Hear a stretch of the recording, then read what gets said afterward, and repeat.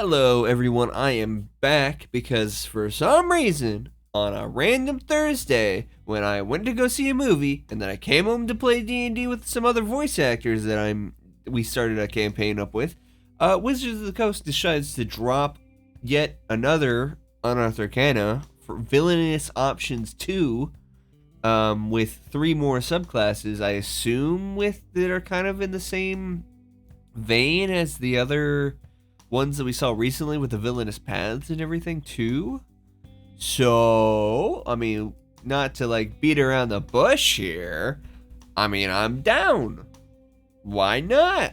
I there's only 3, so the video should maybe be a little bit shorter, but I do tend to ramble a bit. But not to waste any more time here, we have the Path of Lament Barbarian, the Warrior of Venom Monk, and the Primordial Patron Warlock. I have not checked it out. You guys do not understand how difficult it was to not look at these for all of yesterday night when I found out that they existed. They threw up another UA, and then all of today while I was working, and then came home and then had some mic issues while I tried to record. But anyway, you guys should be seeing this on a Saturday. I'm recording on Friday because I had to work at like 4 a.m. So I deemed it not a wise decision to stay up and record it on Thursday night because I needed to sleep after D&D because we ran late.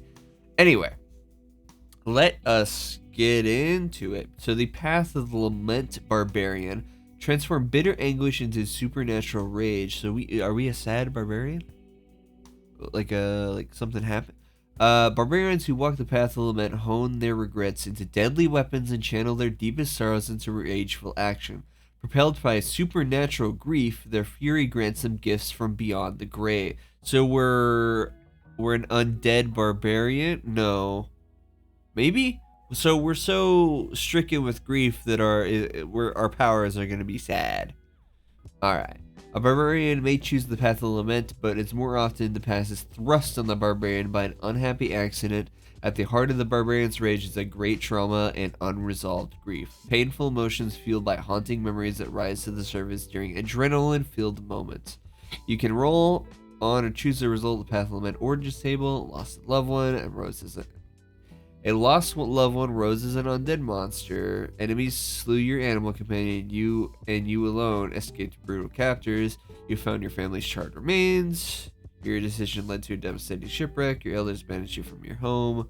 So we're a barbarian that's power that our rage, quote unquote, is powered or is affected by a grief so deep that we're accessing like supernatural kind of. I mean, the first feature is called Banshee's Well, so I'm assuming like undead themed powers. And these are supposed to be villainous options, man. I mean, I guess I could see there's plenty of people that do horrible things stricken with grief. But never mind. I don't. Like I said, even though it's called villainous options, you can always flavor it anyway. Let's get into the features. Level 3 is Banshee's Wail. When you activate your rage, or as a bonus action while your rage is active, you can let out a doleful wail. Each creature with your choice in 30 feet or emanation originating from you makes a con save, plus your constitution modifier. That's good. On a failed save, the creature takes psychic damage and has the deafen condition for 1 minute. On a successful save, the creature takes half as much damage only. To determine the psychic damage, roll a number of d12s equal to your rage damage bonus. Add them together. You can use this feature a number of times equal to your constitution modifier, minimum once. You gain all expended uses when you finish a long rest, and you can also regain all uses by expending a use of your rage. No action required. Okay. They potentially take a bunch of psychic damage. Because I think starting off it's 2, right? Plus 2, so it's 2d12s. A couple times 2d12s and deafening people. 2d every now and then. Because you're gonna have a high constitution modifier, So starting off, I mean, for a Barbarian, I would assume you try to get a 16 if you're using point buy, or more if you're rolling. So, like, you'll have some uses of this feature, and you can also burn a rage to regain all uses by expending a use of your rage, which is a good option to have. That's pretty solid. But, and we're just going straight to level 6 too. So I think that this is okay. It's all right. I mean, Deafened kind of doesn't do anything. Let me fact check myself before I say something stupid. Copy. I can't spell worth a damn. Deafened. 2024. Where is Deafened condition? I'm gonna assume this is the 2024 one, right? Conditions. Yeah, this looks like it did. So deafened. Where am I? Condition. Strange. Deafened. You can't hear. Automatically fill ability check that requires. Yep. That's what I thought. I'm not gonna exit out of that this time because I'm not an idiot, but I will back up. Alright.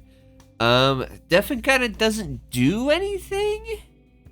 Though, I'm not necessarily sure. So, I mean, okay.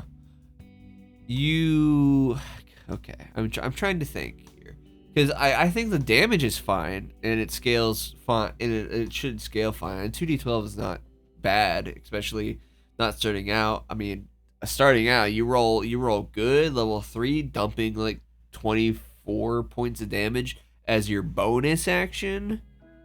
Psychic damage as a bonus action as a barbarian, that's pretty cash money, you know. But the deafened condition is a little, like, I don't know, maybe like a bane effect. I just feel like the deafened condition could be a little, it's kind of just a tag on here.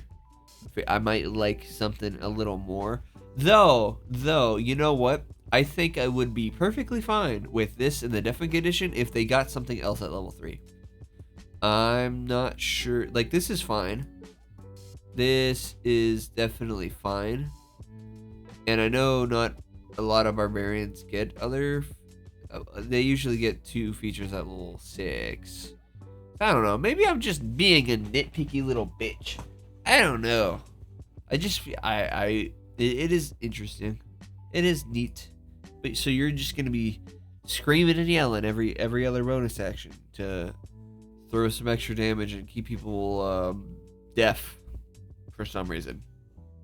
I just I feel like maybe they could do better than deafen, because the Banshee will, obviously you can't have that be reducing the enemies to 0 if they fail a saving throw on a level 3 barbarian feature.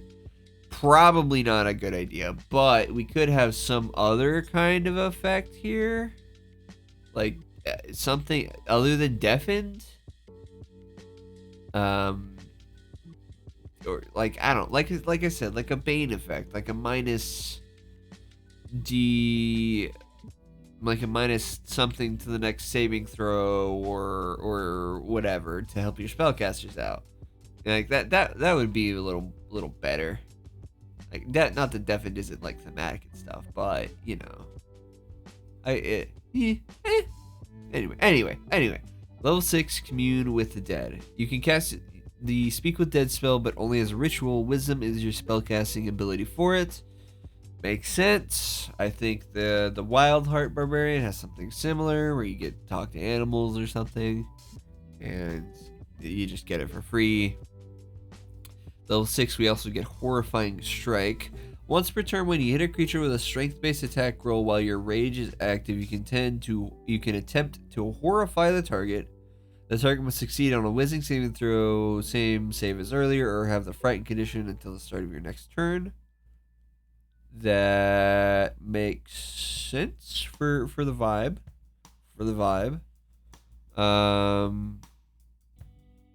I mean, I guess it is free. Once per turn, you're just spooking people, you know. Eh, eh, eh. I don't know.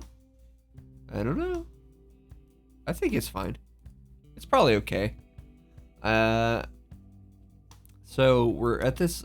We're causing AOE damage in a 30-foot emanation. Dolphin Whale. Failed save. You can use this feature a number of times. Right. So we a couple of times a day, we can let out a 30-foot scream to do 2d12 minimum, more if we're higher level, and deafen everybody around us. And then level 6 we can attempt to frighten people every round. You're definitely throwing around, you're a barbarian throwing around some effects, right? I mean, there's a lot of creatures immune to being frightened, but you're definitely throwing out a lot of effects here. Though I'm not sure. I'm not exactly sure what I would have made for a Path of Lament Barbarian, because I having these kind of undead vibed features is like on brand. Maybe my brain is messed up today, and I'm feeling less excited than I should be, because normally I do like Barbarian subclasses. Like, I like World Tree. World Tree is great. I think World Tree is fun. I wish World Tree was a little better. Like, you could, like the temporary hit points you can give everybody else every round applied to you too. Like, you could pick yourself to gain temporary hit points every round, but whatever. But yeah, no, being able to spook people, throwing the d6s so far, we're all right. Level 10 is otherworldly anguish. You draw power from sorrow so deep it extends beyond the boundaries of the realm of living. You gain the following benefits: Deathly Wail. If a target fails its saving throw against your Banshee's Well, it has its hit points equal to twice, and it has hit points equal to twice your Barbarian level or fewer. It drops 0 hit points instead of taking damage. So if it's lower than 20, hold on, let me check something. My characters, classes, Barbarian, class features. When's our rage damage dice goes up? So at this rate, it would be 3d12. 3d12. And at this level, it'd be 20 hit points. I mean, this will scale, so eventually, like, once you're level 20, anything less than 40 hit points is just going to die if it fails its saving throw. But I'm kind of thinking that while this is cool, like, it is cool and thematic that it's doing the Banshee thing, that it's kind of unnecessary. Because, I mean, if you're level 10 and something you're fighting has like 20 hit points left, like, I mean, sure, you might just kill it anyway with the damage from the thing, and you definitely will kill the fuck out of it with your attacks, because at this level, like, I would assume you can pump more than 20 damage around. A Barbarian can do more than 20 damage around by like level 5, depending on what their subclass, depending on what their weapon is. If you're using like a greatsword or something, then I would expect you to be doing around 20 damage around or so. I'm sure somebody has a weird DPR calculation about that stuff actually, but like, it is cool, but I don't know if it's really all that, right? So, but we also get impenetrable sorrow. You can't be possessed. That's neat. Pretty niche, honestly, but I think, yeah, that is nice. And we have resistance to the cold and necrotic damage while our rage is active. I honestly think that they should alter otherworldly anguish and like throw it up here at level 3. Because getting these damage resistances, can't be possessed, and then give me horrifying strike built into otherworldly anguish. Have this once per turn strength of the attack you giving people throwing around the frightened condition, along with can't be possessed, and you have resistance to cold and necrotic damage. Give me that at level 3, and I would be way more excited. And then give us like a better Banshee Wail or something at level 6, and then we can have something else at level 10. Like I think we should have had cold and necrotic damage resistance this whole time, and can't be possessed because we're so sad. We're so sad and mad that nothing else can take over our spirit. But I mean, yeah. He said, I don't know how necessary Deathly Wail is, because they're likely going to die anyway, so it becomes kind of a nothing feature. But I mean, we still have one more thing. We have level 14 Sorrow Form. When you activate your rage, you can empower yourself with Undeath. You gain the benefits below for 1 minute or until you drop to 0 hit points. Once you use this feature, you can't use it again until a long rest. Immunities. You give immunity to the Charmed and Frightened condition. If you're charmed or frightened when you empower yourself, the condition ends on you. In addition, you can't gain exhaustion levels. Life Draining Strike. When you hit a creature that fails its saving throw against your horrifying strike, a creature takes 2d10 necrotic damage. You regain hit points equal to the necrotic damage dealt. And for 1 minute, our creature type is undead. Which I get. Which fucks with like certain spells that are like, you know, control, dominate person, but we're immune to being charmed and frightened anyway. So I'm not sure the point, other than being cool, which it is cool, I suppose. But like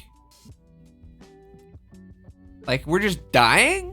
Sometimes we're just dying. We just die.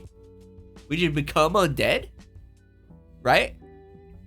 Just like for a minute a day, we're dead. We're so sad and sorrowful that we're dead.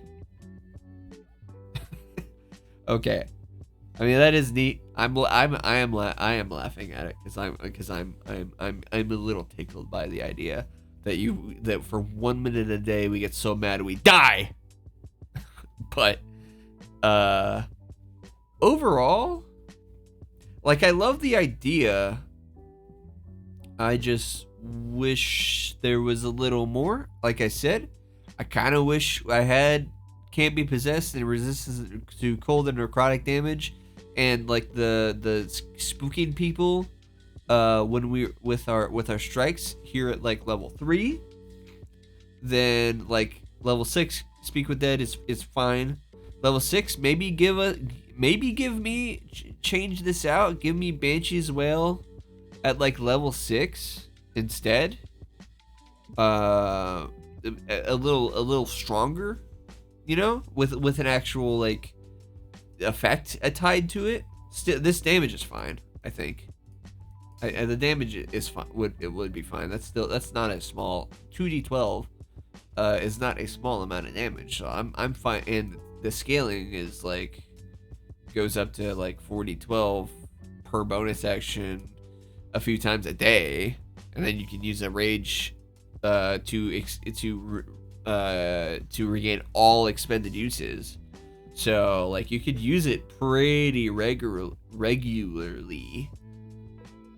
I mean, it is a con save. There's a lot of creatures that have good con saves, but at least they are taking half damage. So I don't know.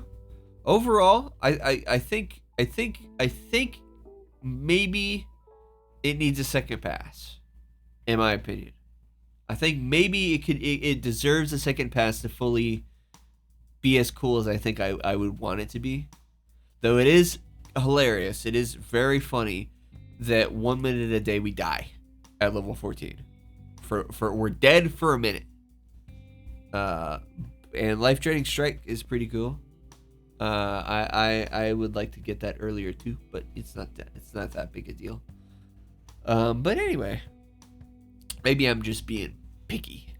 Maybe I'm just being a little picky for no reason. Because I'm sure this would be fine. I'm sure this is just fine. I just as like a barbarian thing at level 3. Hold on, let's take a gander here. We got Berserker, we got Frenzy.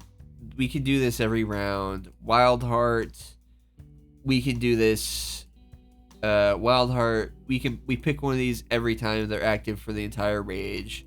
World Tree, we get to do this every single time we rage until the end of the rage. Zealot, this happened, like this isn't tied to anything every time we rage, so it's like I'm not gonna look at those, but it makes it like there's a theme that all the Barbarian level 3 features are things that are active all the time while you are raging. So that's why I'm like wanting Horrifying Strike up here at level 3, plus the stuff of Can Be Possessed, resistance to cold and necrotic damage, because give that to me at level 3, and then make Banshees well better and give it to me later, and then have like something else for level 10, some more stuff, and then this is fine. I think this is pretty. Immunity to charge and frightened conditions at level 14 is not bad.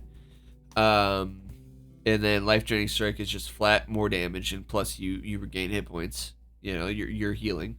You combine that with like, you know, some feats from that vampire thing. Ooh, actually. Vampire, yeah, you could do the Dampier. Dampier would fit this pretty well. Then like there's the the Bloodlust feat that was from the Aristerion thing that lets you like you roll your hit dice whenever you attack people to heal yourself. It can make an interesting build. Whether or not that kind of build is effective or not, probably not, but it is neat.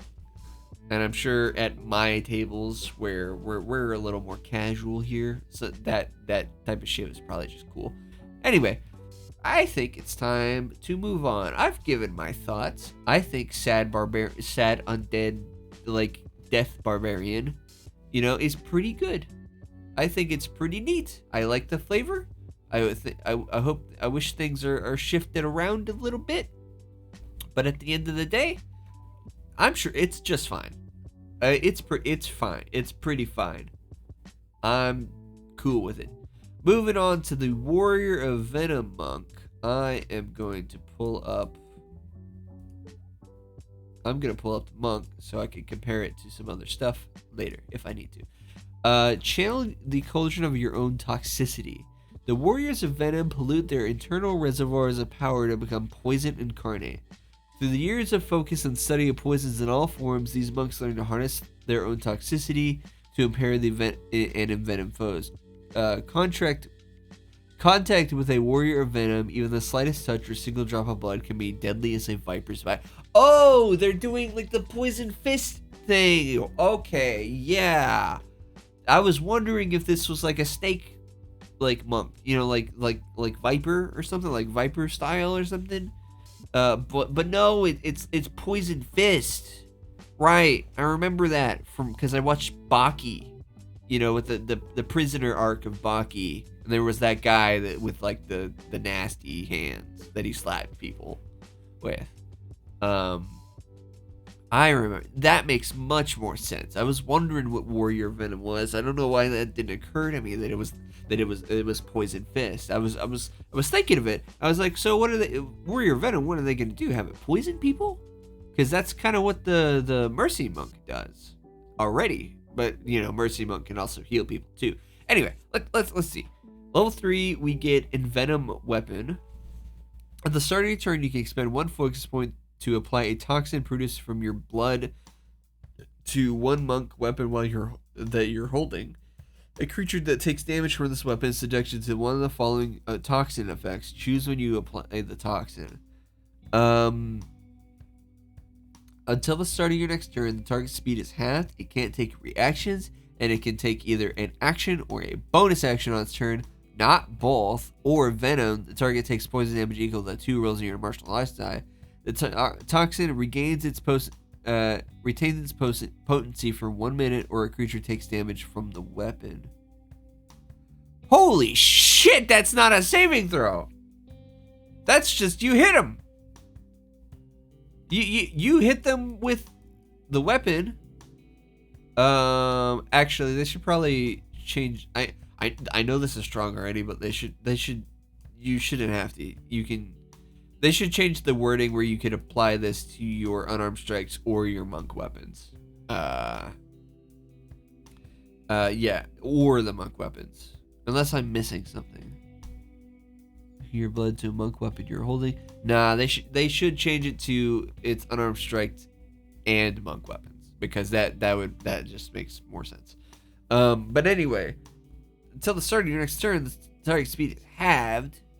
That's no saving throw. Can't take reactions, or it can take a bonus action or action. No save. Granted. You spend 1 focus point, and it retains its potency for 1 minute. So you can do this every turn as long as you hit once. That somebody's fucked. Monster is screwed. Not like 100%, because creature takes damage from subjected to the following toxin. But choose when you apply the toxin. Does that mean you can choose either or while it's going? Because I would do slowing toxin almost every fucking time. A creature that takes damage from the weapon that is subject. Okay, because you can apply this to multiple people. Theoretically, if you wanted to spread your attacks around for some reason, you can do this to multiple people, to multiple things. You hit one guy, put that on him. Hit another dude, put that on him. Hit like 2 more guys with your fears and blows if there's like enough people around. Fucking fuck them all up. Make them all poisoned. That's pretty neat. That's pretty neat. That's pretty cool. They should change it to have it where you can just do it with your hands too. Because if they're doing this whole poison fist type shit, they should have it be able to do this on your unarmed strikes as well. But semantics. It'd be a small wording change, and it wouldn't really. Though I guess maybe they're not doing it for on unarmed strike. Maybe when they do the damage option. No, yeah, right. Takes damage from the weapon's attack. So, never mind. Like I said, they should do it with. You can do it with your unarmed strikes as well, because it just makes sense that if you could apply it to your weapon, you can apply it to your hands. Because it's your blood. Anyway, I think it's something else at level 3. Level 3 is an arsenal. You gain a poisoner's kit and have a proficiency with it. When creating a basic poison, you can do so over the course of 1 day, 8 hours of work. Additionally, whenever you deal poison damage with a monk weapon or with a monk feature, monk weapon, you can change that damage type to acid. Huh.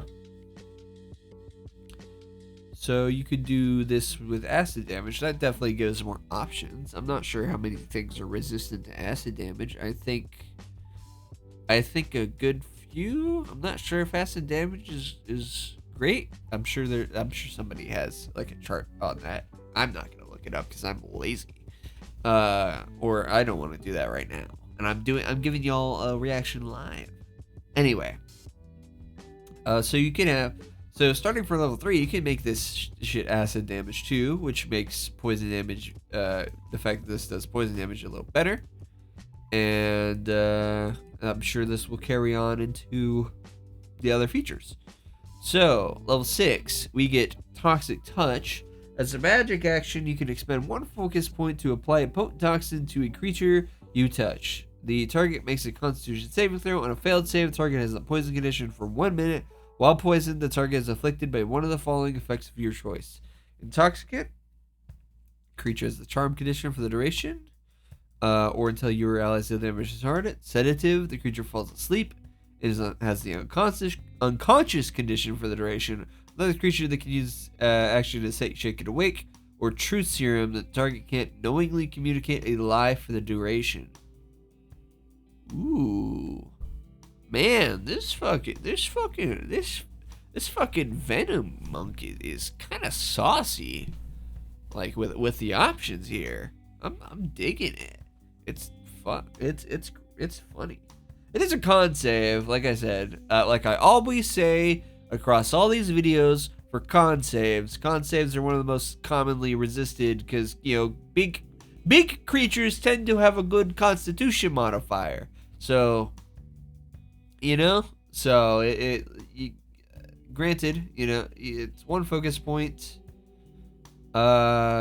You run up to some guy and you like boof poison into them. So they get poisoned. They might be immune to poisoned. Or well, actually, if they're immune to the poison condition, then you can't do this shit to them either, which does limit it a bit, because I know there's a lot of things immune to the poison condition too. But having these options is interesting, because you're gonna find a reason to want to like toss somebody asleep or put a truth serum on somebody. That's great. Yeah, that's interesting. Like I said, poison is pretty. It's a con save, and poison condition is pretty widely immune.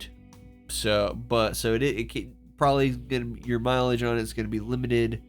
But if you're in a campaign where most of your enemies are people, like I am right now, because we're in a city, and it's a big city, and I'm not sure how much of the campaign is going to take place in the city, but I'm sure most of it, probably a good chunk of it.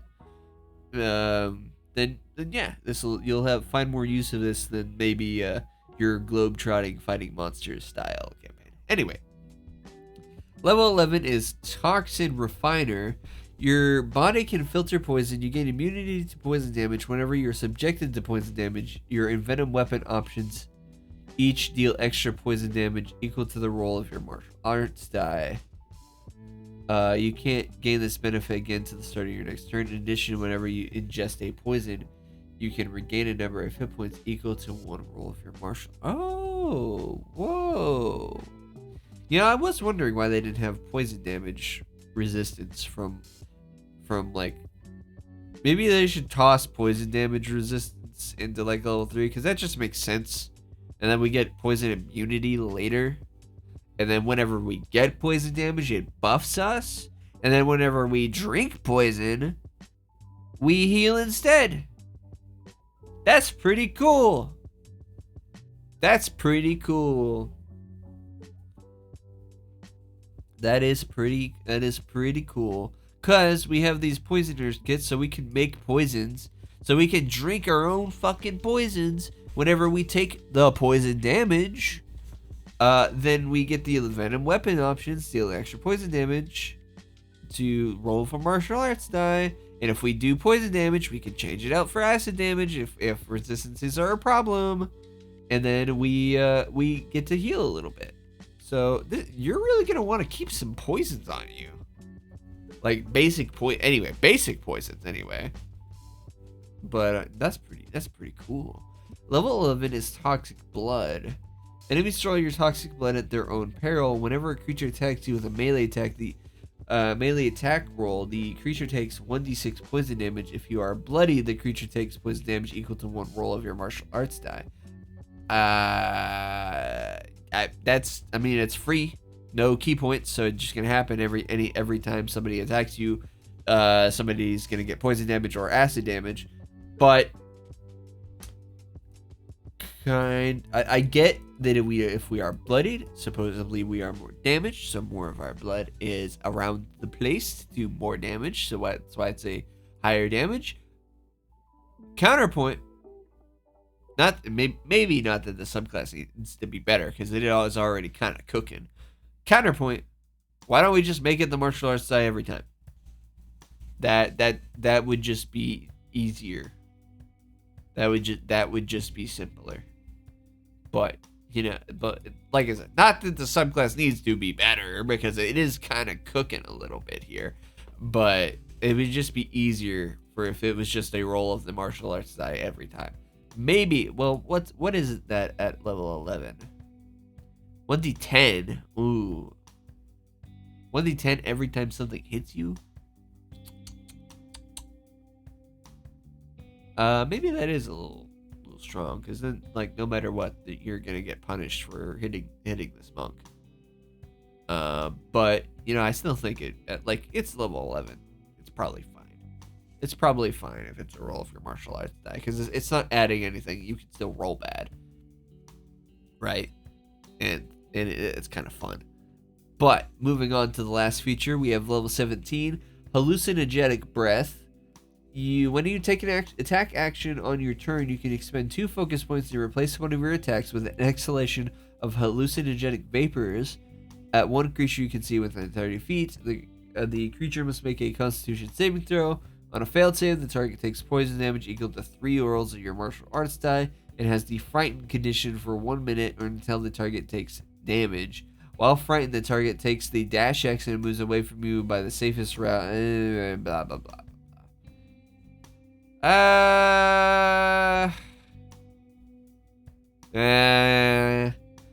Alright, so how I feel. Cooking. Level 3, Venom weapon, cooked. Cooking. Poison arsenal, cooking. Toxic touch, cooking. Toxin refiner, cooking. Toxic blood, pretty cooking. Hallucinogenic breath is kind of whatever. Because frightening people at level 17 for a minute. Listen, guys. While we're breathing on people, Ultimate Hamlet and Mercy,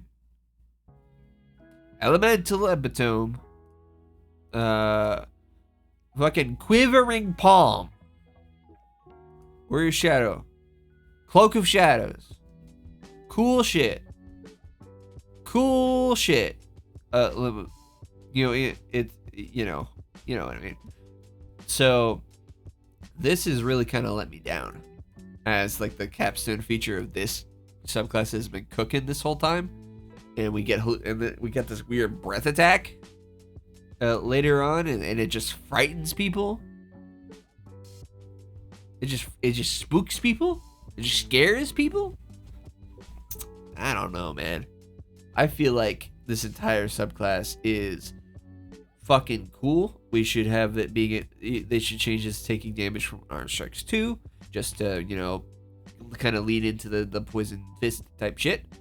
This is cool. I think this is limited against strong monsters, but there's a lot of features that have the same issue. Poison refiner is fucking based. Toxic blood is interesting. I feel like they could just make it the martial arts die every time, because it would just make a little more sense and easier to track. And then they should probably just if they want to keep hallucinogenic breath, then make it better, because just taking 3 rolls of the poison, 3 rolls of the martial art die at this level would be 17, 3d12. It'd be 3d12, and then they make a con save for against 3d12 poison or acid damage, and then they have the frightened condition and have to run away from you. I feel like they could cook a little more on that last feature. Everything else could stay the way it is with some minor tweaks, right? Like I'm talking about. And I would fucking play like a Yuan-Ti, Venom Snake Monk immediately, as soon as this book is out, and I've got an opportunity to do it for a campaign. I would do it in a heartbeat. But I think hallucinogenic breath could be better, because I could just beat the shit out of somebody, right? And do more of this stuff instead of breathing on people. And also another thing, at one creature you can see within 30 feet. Why are we not making it just like a range, like a dragonborn breath weapon? Why is it only one creature? Make it better and make it an actual like breath weapon, and I'm down. And I'm down. But overall, Warrior Venom is kind of cooking. It's pretty cool. It's pretty neat. And this changing things to acid damage goes a long way to helping this out, because it doesn't get a feature that overcomes resistance to poison, which, you know, most creatures are kind of immune to poison anyway, so that kind of doesn't matter. What's that? There's the poisoner feat. What was that do again? Let me go check.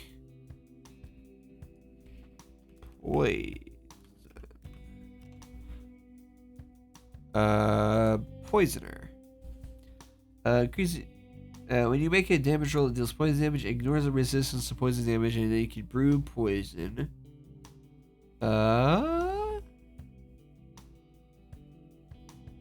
Dude. Poisoner would be pretty good, and it does dexterity. Poisoner would be a pretty good feat for this monk, because that, like, take that at level 3, and then like you have your options open up. Then, you know, more poison mastery. Yeah, this really wouldn't stack that well. Whatever, it's fine. Anyway, Warrior Venom, pretty cooking, pretty cool. So now we go to, what is it, the Primordial Warlock? Right, Primordial Patron invokes signs of elemental chaos. I was wondering whenever we were gonna get an elemental warlock. And I'm also wondering, how the fuck have we not got the dragon warlock yet? Like, dragon patron. Why have we not got a dragon patron warlock yet? That's also kind of on my mind. Anyway, your pack draws on inner planes, the realms of elemental forces, building blocks of the multiverse. Warlocks in this pack are heralds of ancient and destructive scions of air, earth, fire, and water, such as the elemental evils. These warlocks prepare the way for their patrons' eventual arrival on the material plane by creating elemental nodes, areas suffused with energy from the elemental planes. When you choose this subclass, choose an element from the Primordial Patron's table, which suggests potential patrons determines the damage set for certain subclass features. Thunder, acid, fire, and cold. Makes sense. Air, earth, fire, or water. Alright. The capricious nature of your elemental alliances extends to your pact. You can change your chosen element and your patron whenever you get. So we're just a patron to all like powerful. How does that work? How do you change whenever I get a level, I can just reassess my deal and be like, hey, fucking fire guy, you know, we're having a bad time right now, so I'm gonna go make a pact to this water elemental for a level. I might see you in a couple months when I level up again. Not that I am like ever against having choice, because, you know, depending on what campaign you're in, maybe choosing one of these just might end up not working out. Why is earth acid damage? I just noticed that. Why is earth acid damage? Though I guess if you made earth like force damage, it would probably be better than the other ones. Huh. But it is weird that it's acid damage. I don't know what else you would make it though. What else could you? Like force damage. Like they did this for the GD Warlock, and earth was just bludgeoning damage, which, I mean, can be resisted, but so can acid damage. Acid damage just feels strange for earth. It feels weird. Like it shouldn't be acid damage. It should be force damage or bludgeoning damage, right? I don't know. We'll look at the features too, but I just noticed that. I was like, that's strange. Anyway, level 3 is Elemental Node. As a magic action, you can create 5-foot radius sphere of elemental magic centered on a point when you see it within 60 feet of yourself. The magic of this elemental node resembles your chosen element. On a later turns, you can take a bonus action to move the node up to 30 feet. When the node appears, each creature other than you in the node makes a dexterity saving throw against your spell save DC, taking 1d6 damage of your chosen element's type on a failed save, or half as much damage on a successful one. A creature also makes it save when the node moves into its space and it enters and when it enters the node or ends its turn there. A creature that makes this save only once per turn. The node lasts for 1 minute until you dismiss it, no action required, or until you use this feature to create another node. Once you use this feature again, you can't use it again until you complete a short or long rest, or unless you expend a packed magic spell slot, no action required to restore your use of it. And the elemental's node damage increases by 1d6 when you reach Warlock level 6 and 14. So we have basically what's the fire sphere spell? We have a fire sphere. We have a free fire sphere. What's it called? Flaming ball or something? I don't know. I'm sure you guys, anybody familiar with D&D knows what spell I'm talking about. The one where you make a ball of fire and you can scoot it around to bump into people. And we can make it within 60 feet of itself. It doesn't have a range limit, so this could be as far away from you as you need it to be. It only moves 30 feet, takes a bonus action to move it, and then if it goes into somebody's space, they have to make a save against a d6 damage. And then it ends its turn there. Or if it goes into somebody's space, or if they end their turn, and a creature can only make the save once per turn. So, I'm hoping that the rest of the subclass focuses on making like having combo play with your node. Otherwise, it's kind of just whatever. It's good that it scales, but it's only really a d6. Anyway, level 3 elemental spells. The magic your patron turns you have elemental spells, right? All right, let's take a look at these. Primordial spells. Oh, so we get all of these, and then extra ones. Okay. So the basic primordial spells is Chromatic Orb and Dark Vision. Makes it sure. I don't know why Dark Vision's here, but that's fine. In fact, why the fuck is Dark Vision here? We could just take Devil Sight. The hell? Get Dark Vision out of here. Get Dark Vision out of here. Give us something else.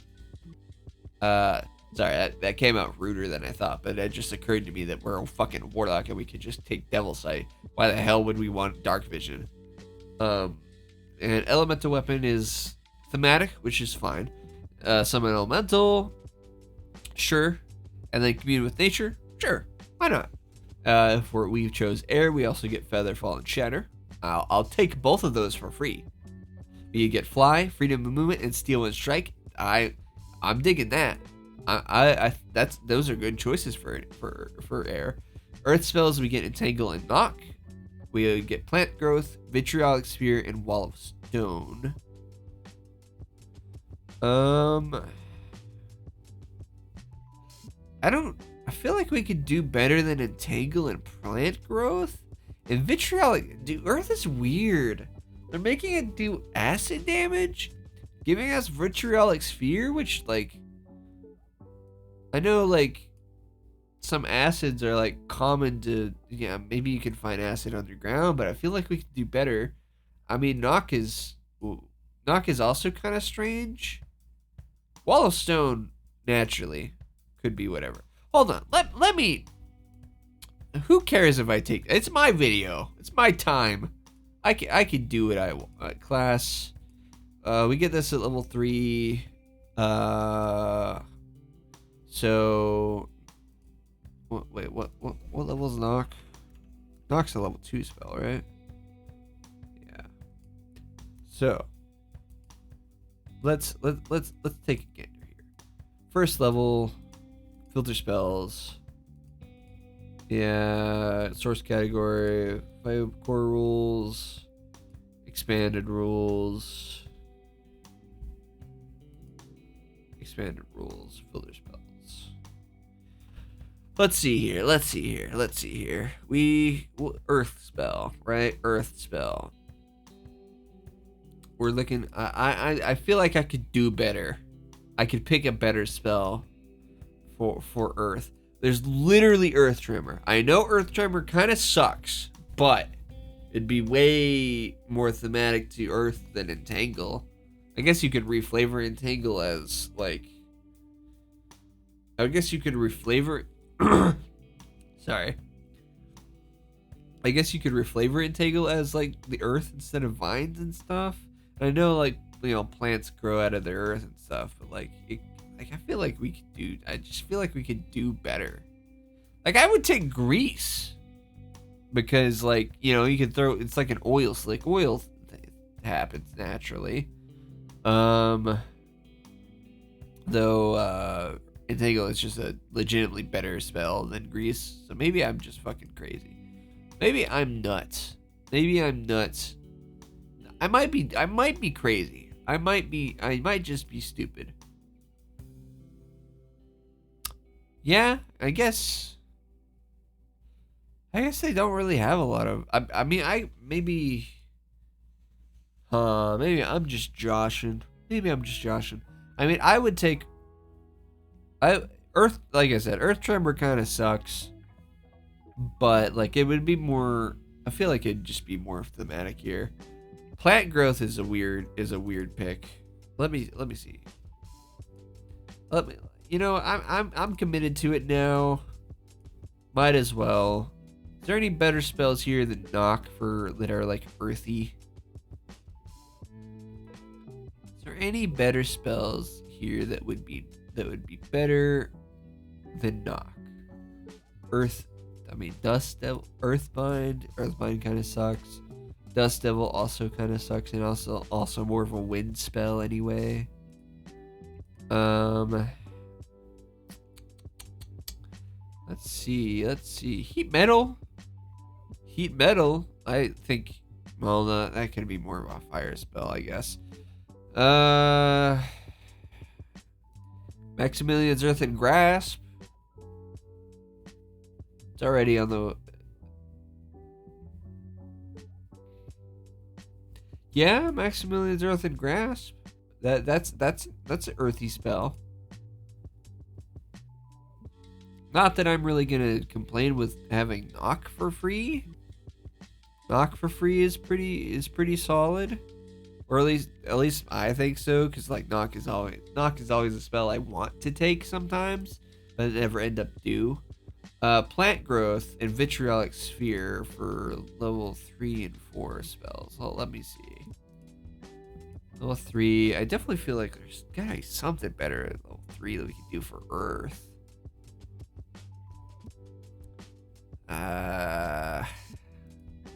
Sorry, this is gonna be a weird point of the video, but it is like we could have erupting Earth instead of plant growth.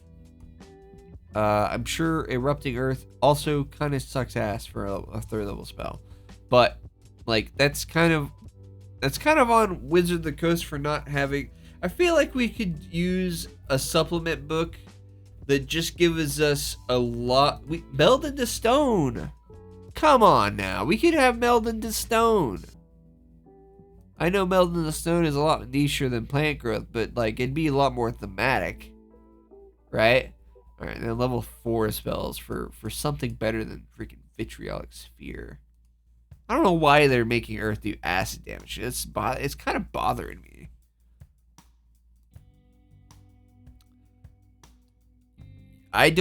There's probably a reason that they didn't give the Warlock Conjure minor elementals, because as a Warlock being able to do the pact magic, the up to 3 attacks now with the Thirsting Blade.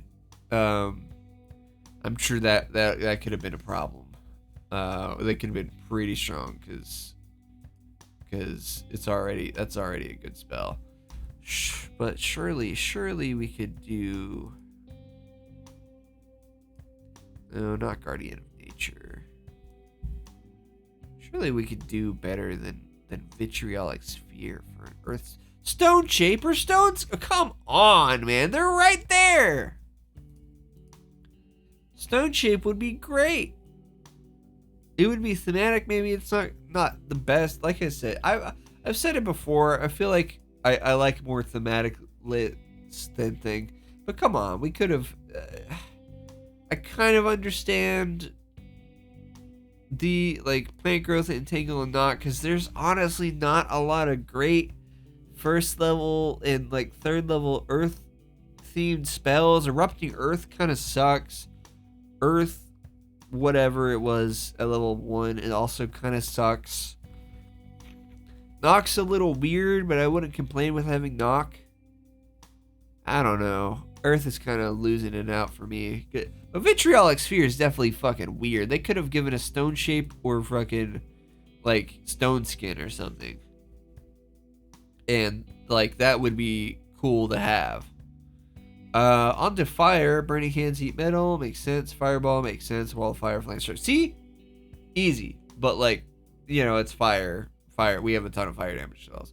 Water spells are Alter Self and Ice Knife. Water, Control Water, Cone of Cold. So they have Control Water. Why couldn't they give us Stone Shape? Strange. Alter Self is also kind of weird here, but, I'm not going to really complain too much about that. Because I'm not really sure what other water-themed spells at level 1 there would be. I mean, we could take a gander. Wait, Alter Self is a level 2 spell. Second level spell is what I mean. Alter Self.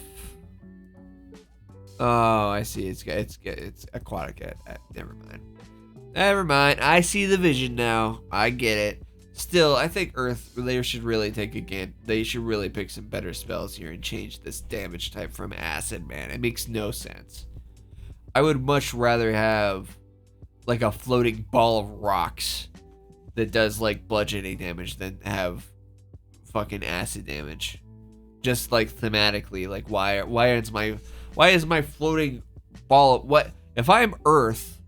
I'm getting power from these grand giant mountain earth elemental evils, right? Or earth elemental of some kind, and they give me acid.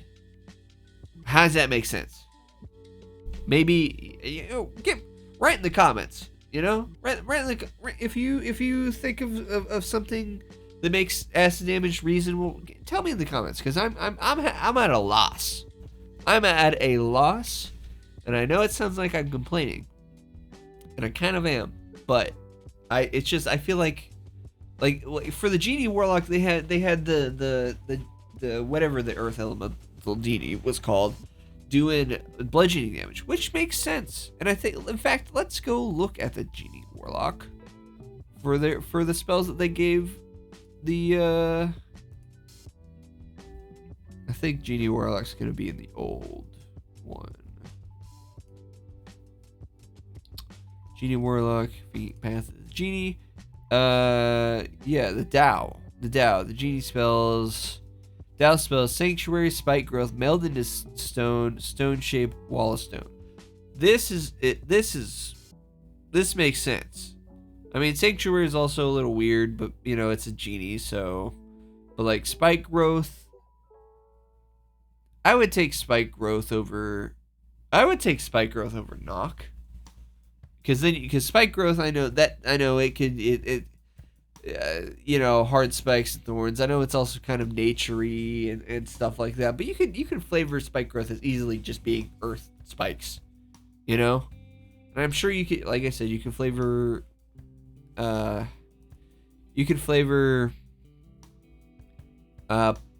entangle as well, I guess, as earth stuff. You can flavor anything, but like it being acid damage just is bothering the crap out of me. Sorry I spent so long on looking through, kind of complaining about earth. But let's move on to the level 6 feature finally. Jesus. Elemental Haven. Your elemental node shields you from harm. You gain the following benefits. While you're within your node, you have a bonus to AC equal to your charisma. Okay. Elemental Teleport. As a bonus action, you can teleport into your node or the nearest unoccupied space within 5 feet of it. You can use this benefit number of times equal to your charisma. Okay. Now we've got some combo. We got something interesting going on. So while within your node you have a bonus of AC equal to your charisma modifier, that is kind of wild. But in exchange, you have to and you can teleport to your node at any time now, a few times a day. But you could always play around your node. Like you're as a warlock, you're not really gonna have more than 30 feet of movement anyway, at least without taking feats or magic items or something else. Like if you pick the right species, but so you could always have your node following you around, right? And rolling up into people with into combat with Pact of the Blade, and using your node to make you a lot safer. And then if you ever do separate from your node, you can just teleport back with a bonus action. And the node does not have a range. It can be away from you. So like, how long does the node last again? No less for 1 minute. But in a big combat over multiple rounds, if you needed to move somewhere, if you your node could definitely. God, stop trying to yawn. I don't understand why you do that, body. This teleport could easily be up to 60 up to 90, 120 feet from you if you're moving your node around the battlefield for some reason, and then you want to go where it is. You're not switching places with it either, so you just go to your node and you're protected. And it's good to know that each creature other than you, so you can move your node through your space as much as you want. Okay, I'm seeing some combo. That is interesting. I would be interested to play a Pact of the Blade Primordial Patron now. So because with this kind of defense, along with taking a level fighter or paladin or something like that, to get some armor proficiency, and then throwing your charisma modifier onto your using your charisma modifier, adding it to your AC, and with Pact of the Blade using it for your attacks too. That could be pretty. Primordial Patron could be pretty tough. Primordial Patron could be pretty tough. Let's move on. Level 10, Primeval Protection. Gain the following benefits. Elemental Fortitude. You have resistance to your chosen element's damage type. Additionally, while within your elemental node, you have immunity to that damage type. Okay. Bro! If you picked fire, you can walk through lava. Just move the node with you for a minute. Caveat for a minute. But that is pretty cool. You also have node improvement. Your elemental node is now a 10-foot radius sphere. That does give you more options. And then we have level 14, Elemental Harbinger. Your elemental node can usher in the mightiest of elementals, granting you the following benefits. Elemental Vortex. Whenever you expand a pack magic spell slot while you're within your elemental node, you can attempt to pull a creature into the node. On a successful one creature you choose within 30 feet of the node must succeed on a strength saving throw or be pulled 15 feet into the Node center. Node improvement. Your elemental now lasts for up to 1 hour. Primordial Herald. While you're within your node's area, you can cast the planar ally spell without expending a spell slot. When you cast a spell this way, you speak the name of your patron. Once you use let's look at planar ally. Let's look at planar ally. Is that saying I can yank my patron to me at any time?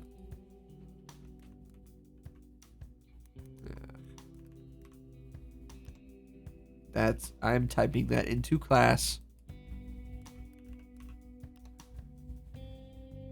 Planar ally.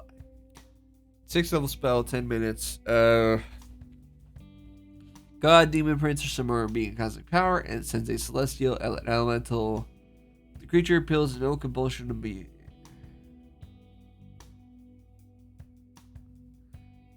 So you basically can just summon an earth elemental, or not an earth elemental, any elemental.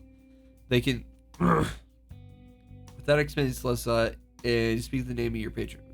Does that mean? Oh yeah, so it'll send you probably an elemental, just to have as an ally. I'd assume. Okay.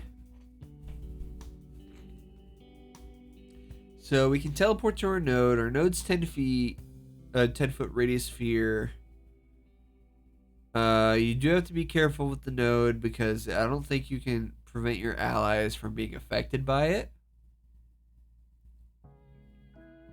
Being able to elemental vortex people to the node is pretty interesting, but like even at this level where it's 3D, it's 3d6 of damage for a saving throw, right? It's a saving throw. Dex save against your spell save DC. It's 3D. I don't know how worth it. Especially not a fucking pack magic slot. Hell no.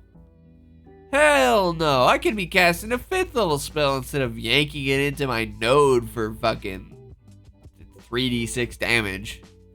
Fuck no. Oh, whenever you expend a pack magic spell slot while you're within it. Okay. That happens for free. Never mind. I'm an idiot. I'm stupid. Okay. Well, it's interesting. It is interesting. I am kind of liking playing around the elemental node. Now that I wish base it was kind of better or did something more interesting than just doing damage. Because you could make it all the elementals have an effect whenever you move inside of them, right? Or they move inside of your feature, like the water elemental drowns you, or like the air elemental like batters you around and stuff. You could tie an effect onto this depending on what elemental elements air, earth, fire, or water, and give it some other effect on top of doing this damage, because like doing one, like it's a d6, it's 2d6, max level 3d6, which is, I know it's it's a bonus action.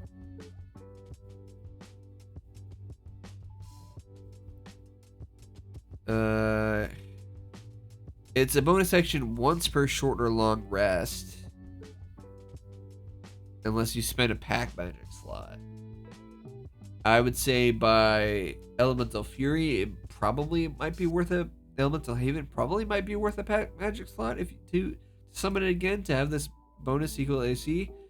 And then this stuff too, interesting. But it's like I see the potential. I think they need to add some like an extra effect or give this more damage, because it's kind of pitiful for a saving throw against against a d6 or half of a d6 of damage, whatever you. That's kind of not great.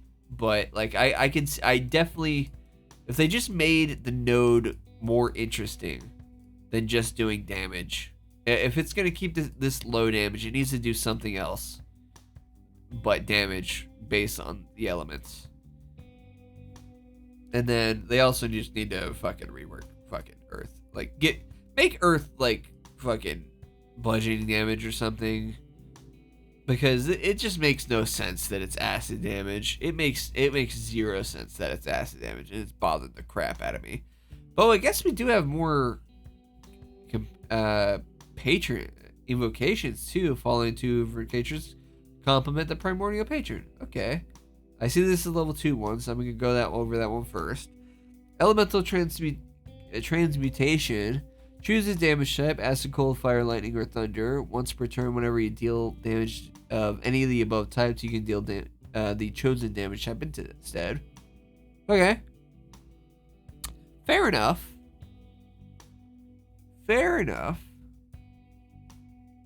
I'm not sure why it's a level 2 plus Warlock thing.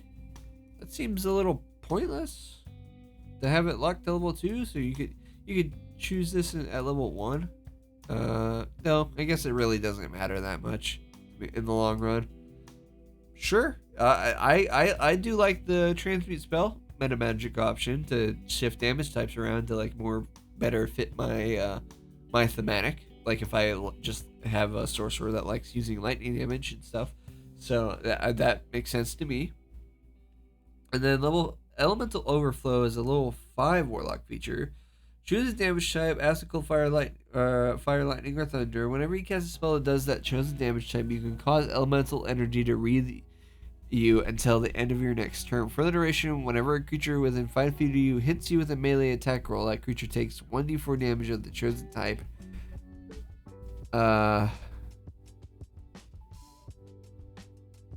Wait a second. And it's repeatable. So you could... Does that mean if you take this enough times, you can just... If somebody hits you...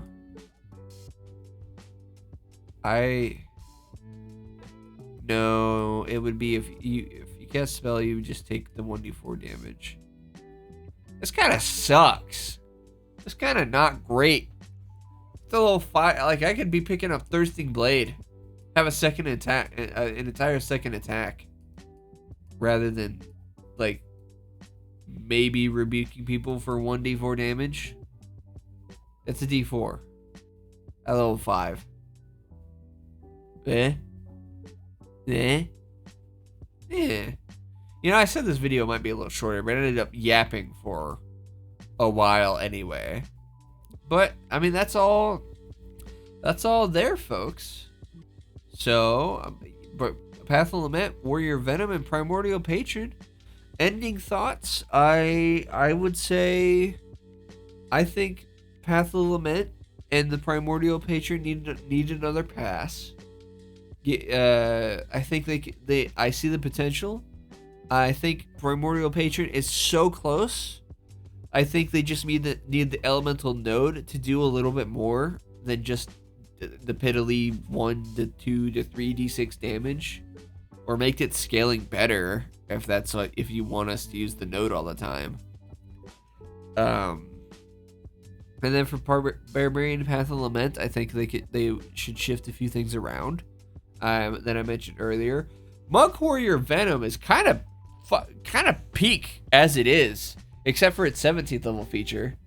Like, make the hallucinogenic breath like an actual breath attack. Give it a little bit better scaling and like do more than just fucking frighten people. And like that subclass is great. Warrior Venom is cooking. Anyway, I am gonna go now. Or, well, not gonna go now. I gotta do my shilling. I clicked the wrong button a second ago. Anyway, if you enjoy hearing me ramble, or disagree with hearing me ramble, and just want to hear me ramble more about D&D stuff as more Unearthed Arcana or official material comes out, then feel free to subscribe and throw a like on the video. I'd appreciate it. You can also join my Discord that I always have linked below if you just want, another random community to kick around in. I'm always looking at the place. Honestly, not that busy, but it doesn't have to be. I also stream every Tuesday over on Twitch about 5 to 9 p.m. CST. I just play a lot of games whenever D&D stuff isn't coming out. I'm a voice actor, so most of my time is worrying about that stuff, taking classes and auditioning and doing that stuff. So whenever, that kind of things aren't happening, I'm streaming games over on Twitch, over on every Tuesday, once a week. So feel free to bother me over there. And if you'd like to support me in a monetary way of any kind, I also have my Ko-Fi link below. So you can find all those links at your own leisure. And until next time, I hope you have a good day, good night, a good time zone, and I'll see you later.